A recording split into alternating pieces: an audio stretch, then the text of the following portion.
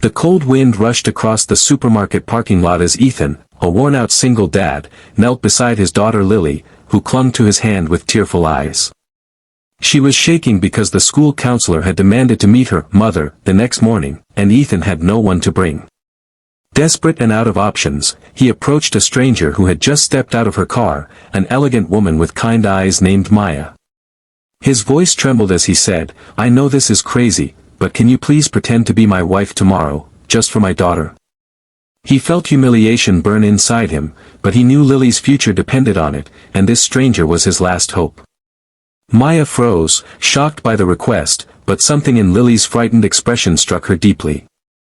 She remembered her own childhood, years of loneliness and longing for comfort that never came.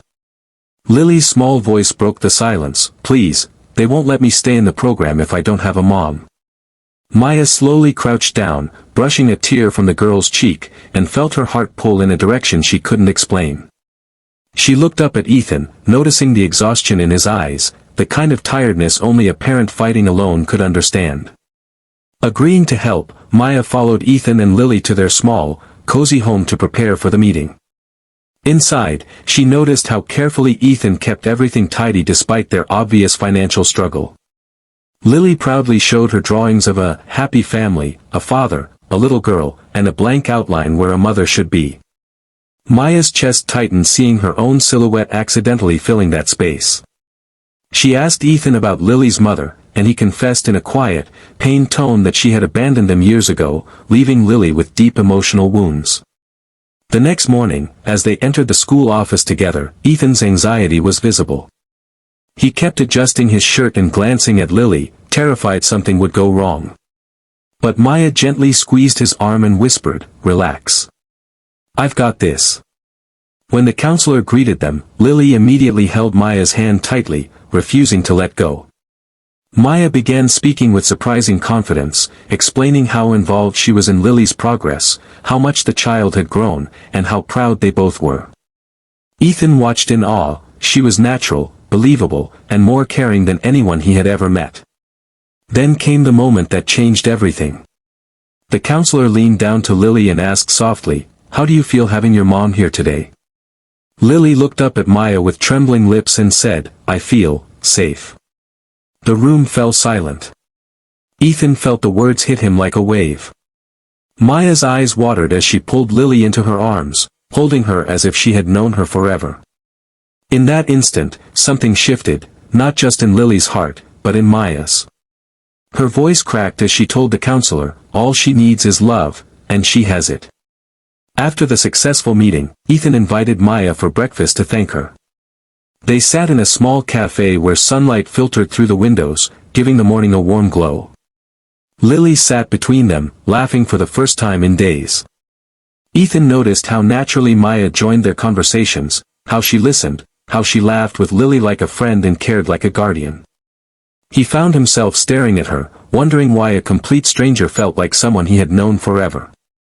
Maya too felt something unfamiliar, comfort, belonging, and a quiet happiness. Over the next few days, Maya kept visiting, claiming she just wanted to check if Lily was okay.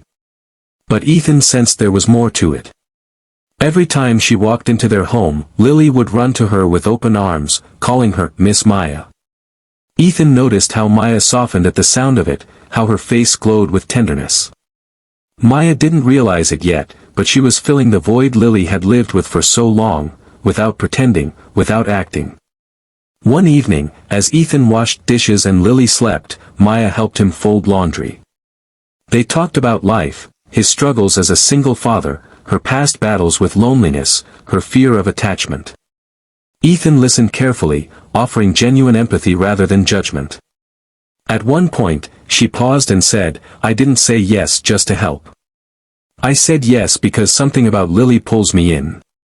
Ethan looked at her, his heart pounding, realizing this was no longer just about a school meeting. A week later, Maya joined them at the park. Lily was playing on the swings when she suddenly shouted, "Daddy, look. Miss Maya pushes me higher than anyone."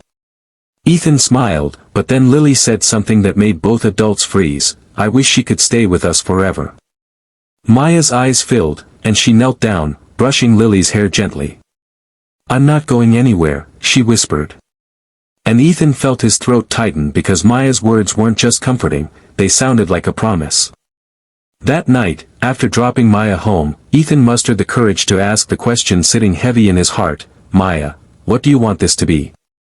She looked at him, tears shimmering in her eyes, and replied, "I came as a stranger pretending to be your wife, but somewhere along the way, I became someone who never wants to pretend again."